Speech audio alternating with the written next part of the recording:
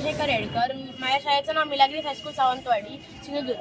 मी माझ्या प्रोजेक्टचं नाव आहे द फ्युचर स्मार्ट सिटी. तर मी अशी फ्युचर सिटीबद्दल बोललेलं आहे ज्याच्यामध्ये जे कंपोनंट्स इम्पॉर्टंट असतात जे फ्युचरमध्ये एका फ्युचर सिटीला एकदम स्मार्ट आणि परफेक्ट बनवतात ते कोणकोणते आहेत कंपोनंट्स. तर स्टार्टिंग विथ दिस हे आहे द स्मार्ट रेनवॉटर हार्वेस्टिंग. इथे आपण रेनवॉटर हार्वेस्टिंग करतो पण आपण इथे नॅचरल फिल्टर यूज केलेला आहे जो की केमिकल फिल्टरपेक्षा बेटर असतो आणि याच्यापासून जे पाणी ऑप्टेन होतं ते प्युअर असतं आणि याच्यामध्ये जे मेंटेनन्स कॉस्ट ती कमी असते आणि लॉंग टर्मसाठी बेटर असते. तर याच्यापासून जे पाणी मिळतं ते आपण ड्रिंकिंगसाठी नाही यूज करू शकत पण बाकी सर्व पर्पजसाठी यूज करू शकतो. जसं की आंघोळ करणे, कपडे धुणे किंवा शहराच्या फ्लॅश वगैरे सगळ्यासाठी आपण ते पाणी यूज करू शकतो. तर ह्याच्यावरती ओझोनेशन प्रोसेस केली तर ते आपण ड्रिंकेबल पण बनवू शकतो.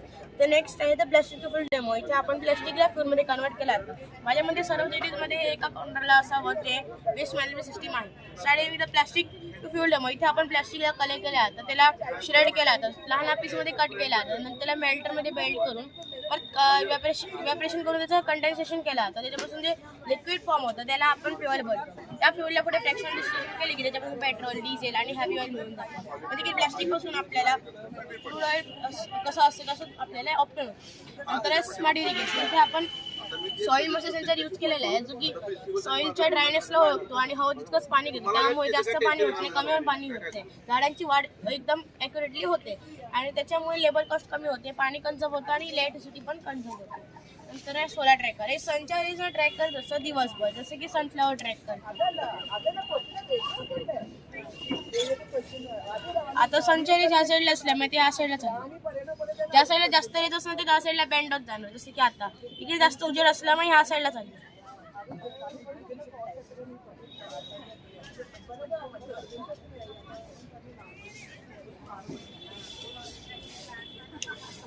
तर नंतर आहे energy generation from the food steps. जेव्हा पण कोण चालेल किंवा गाडी जाईल ह्या प्लेट्सवरती जेव्हा पण कोण चालेल कोणत्याही प्रकारचा प्रेशर पडेल तर त्यापासून इलेक्ट्रिसिटी जनरेट होऊ शकते. तर ती कशी इथे मिनी वोल्ट्समध्ये दाखवत असणार. जसे की मी टॅप करते आणि प्रेशर देईन कोणत्याही प्रकारचा आता तिकडे इलेक्ट्रिसिटी जनरेट होते हे दिसून येतं. तर अशी माझी सिटी होती याच्यामध्ये जे मेन कंपोनंट्स ते मी कव्हर केलेले आहेत. जर आपण अशा प्रकारच्या सिटीच्या फ्युचरमध्ये पाणी तर आपल्याला एनर्जी कन्झर्व करता येते, वॉटर कन्झर्व करता येते आणि हे जे आहे ते ग्रीन एनर्जीला पण सपोर्ट करते. त्यामुळे एक आत्मनिर्भर भारत बनण्यामध्ये ह्याला खूप सहायता होऊ शकते. माझं मत असं आहे की सर्व सिटीजमध्ये ह्या सर्व टेक्नॉलॉजीजना अडॉप्ट करावं आणि याच्यापासून आपल्याला खूप सारे बेनिफिट मिळू शकतात.